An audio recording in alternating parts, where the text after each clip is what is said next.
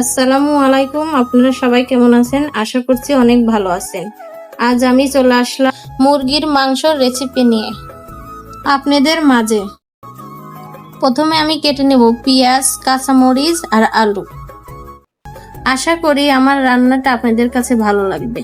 নিত্য নতুন রান্নার ভিডিও নিয়ে চলে আসবো আপনাদের সামনে।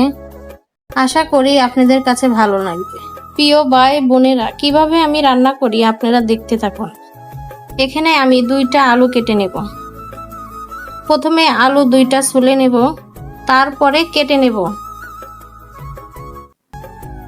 তারপরে ধুয়ে নেব। ভালো করে হাত দিয়ে ধুয়ে নেব আলুটা। সব ধরনের মশলা আমি নিয়ে নিলাম।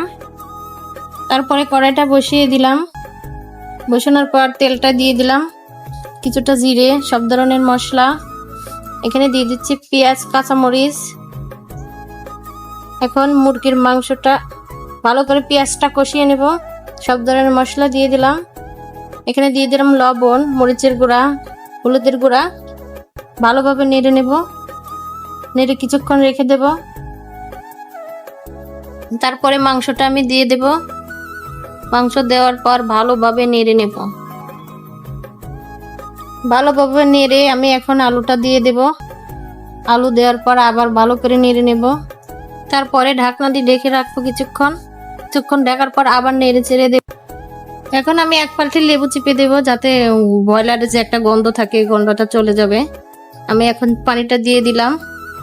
আমি এখানে কিছু মশলা ভেজে রাখবো। ভেজে রাখার পর মাংসটা নামানোর আগে ভেজে গুঁড়া করে মাংসের মধ্যে দিয়ে নামিয়ে নেব। এখন আমি মশলার গুঁড়োটা দিয়ে দিলাম। দেওয়ার পর ভালো করে মিক্স করে নেব।